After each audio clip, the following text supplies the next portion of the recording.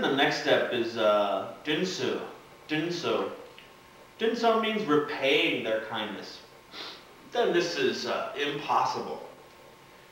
If you lived countless lives and all the beings have been your mothers countless times, then it's impossible for you to repay their kindness.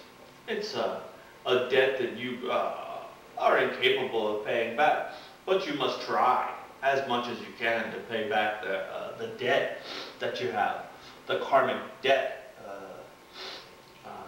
to the beings.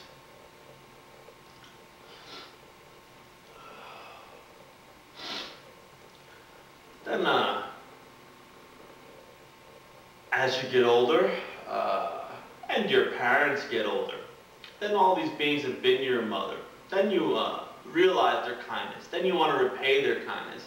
It's kind of like in this life, when you get older and your parents get older, then their health is not so good. And then you get a better job, and you are working hard. Then you take care of your parents. Then it's kind of like that mind. But it's even more serious.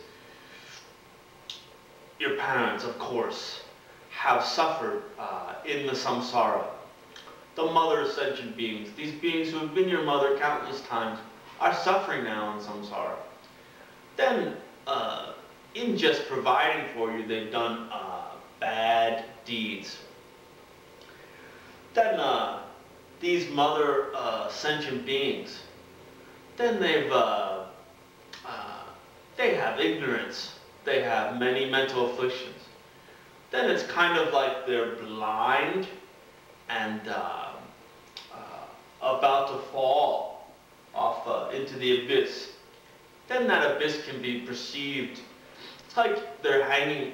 If you saw your mother, who was blind and was about to fall over the edge of a cliff, this is the kind of idea there. The cliff that goes into the abyss can be thought of as the lower realms, or a life without the Dharma, with no hope of liberation.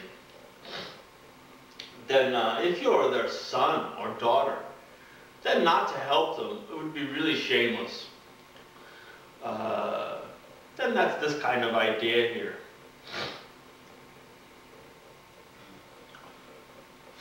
The Tibetan word is mara. Mara. Mara means shameless person. In the Sanskrit texts, the Indian texts, you always hear the pundits say that would be shameless. Then these are degenerate times, and there are many horrible things. Maybe in the old, many long time ago, people had more morality. Now, not so much. There are many shameless types.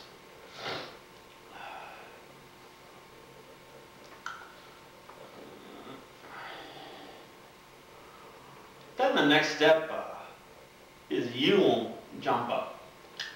Yilung Jampa.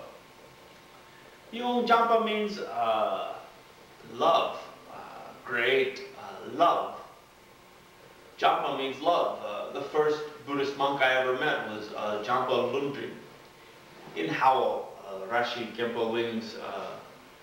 I studied there many years, and he was a very kind and loving monk.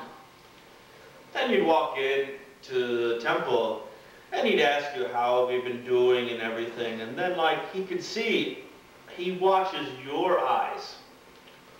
Jampa always watches your eyes, where your eyes go. Then my eyes would often go to the refrigerator for some treats. Then he'd be like, would you like some tea, or would you like some momos, or would you like some cookies? Because he's watching my eyes to see what I want, always wanting to make me happy. Very loving, wanting to give me every kind of happiness and the cause of happiness. Then generally, loving kindness, Yilung Jampa, means to give happiness and every cause of happiness. Here, specifically refers to the kind of love that a mother has for a child.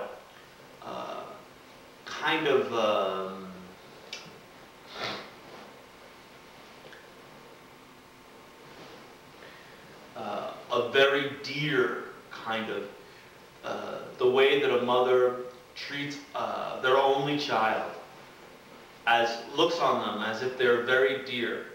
Then Geshe Roach used to always say, this is, then when somebody does a horrible thing and they interview the neighbors, then they interview the mother, and the mother says, oh, you know, the person could have been a killer or a robber, and they interview the mother, and the mother says, no, no, no, you've got the wrong boy. My boy would never harm anyone.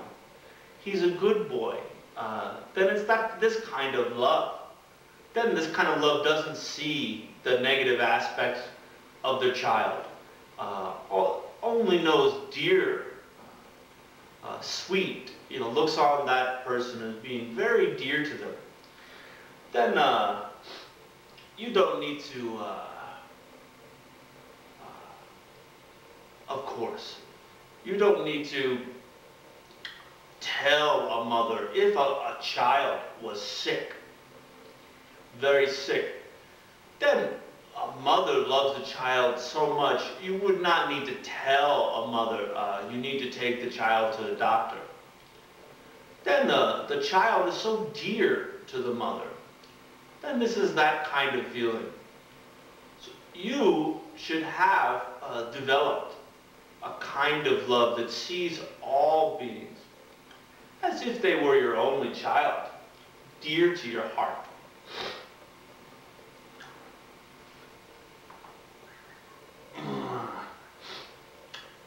And the next step is Ningye Chenpo. Ningye Chenpo. Mahakaruna in Sanskrit. And it means great compassion. Great, big, Chenpo, big, great compassion. Big or great.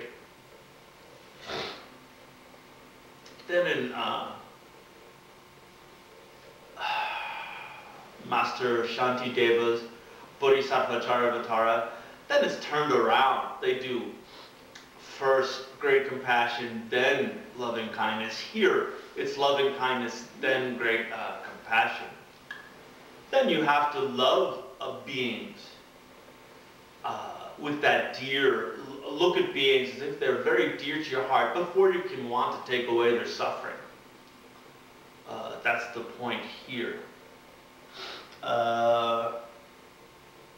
Then there's the great compassion. Then great compassion wants to take away suffering of the beings and the cause of the suffering of the beings. Then there are many types of sufferings in the samsara. And all your mother beings, to get, all they want is happiness and the causes for happiness. Then all the things that they do to get the happiness and the cause for happiness is the causes for suffering. Generally, they don't know the Dharma. They don't have a teacher. They don't know the things that they should do and the things that they should give up. They don't know about morality. So they generally generate causes for more suffering. Then this kind of mind would like to take away all the types of sufferings of the samsara and their causes.